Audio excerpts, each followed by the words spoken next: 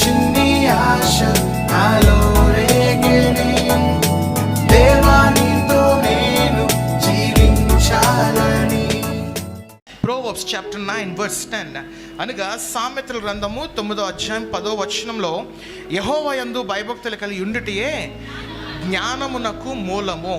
జ్ఞానము అనగా విజన్, లేకపోతే విజ్డమ్, లేకపోతే ఇంటెలిజెంట్ ఏదైతే ఉంటుందో ఇంగ్లీష్లో ఈ తర్జుమాలు ఉంటాయి. ప్రియులారా, మనిషికి ఈ దినముల్లో ఈ ప్రాముఖ్యంగా ఈ భయంకరమైన సాంకేతిక లోకంలో అనగా ఈ టెక్నాలజీ లోకంలో బ్రతకాలి అంటే మనిషికి ప్రాముఖ్యంగా కావాల్సింది ఏంటంటే జ్ఞానము. చాలామంది పెద్దవాళ్ళు చిన్నపిల్లలందరికీ చెప్పే సలహా ఏంటంటే, జ్ఞానం ఉంటే నువ్వు ఏదన్నా సాధించగలవురా, జ్ఞానం ఉంటే ఏదన్నా నీ వల్ల అయిపోతుంది అని చెప్పి చాలామంది అంటూ ఉంటారు. నేను చెప్పే మాట ఏంటంటే, జ్ఞానము కన్నా గొప్ప అయినది పరిశుద్ధత శక్తి ఉంటే ఆ జ్ఞానమును మించిన గొప్ప కార్యములు దేవుడు నీ జీవితంలో చేయగలరు. హల్లెలూయా. అయితే ఇక్కడ ఈ దినమున నేను చెప్పుకున్న అంశము, నేను ఎంచుకున్న ఆ అంశము పేరే కూడా చాలా వక్రీకరణగా ఉంటే దయచేసి తప్పుగా తీసుకోవద్దు.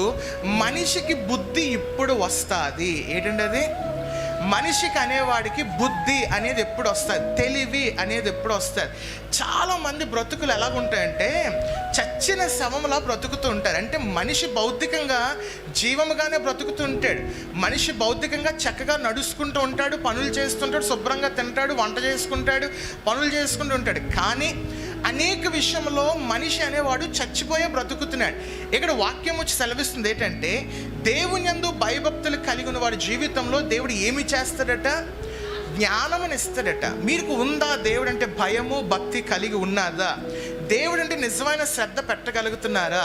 దేవుడు అంటే పాపము చేసేటప్పుడు, లేకపోతే ఏదన్నా కూటములకు రావాలన్నప్పుడు, ఏదన్నా చేసేటప్పుడు మీకు భయం ఉందా? ప్రార్థన చేసేటప్పుడు భక్తి ఉందా? ఈ రెండు మీ జీవితంలో ఉన్నట్లయితే వాక్యము సెలవిస్తుంది ఏంటంటే, మీరు దానికి వచ్చే వరం ఏంటంటే జ్ఞానము దేవుడు మీకు ప్రసాదిస్తాడు. ఈ రెండు కానీ మీ జీవితంలో లేకపోయాడు అంటే రెండిట్లో ఒకటి లేకపోయినా కూడా మీకు జ్ఞానము అనేది రాదు అని చెప్పి బైబిల్ బహు స్పష్టంగా సెలవిచ్చింది.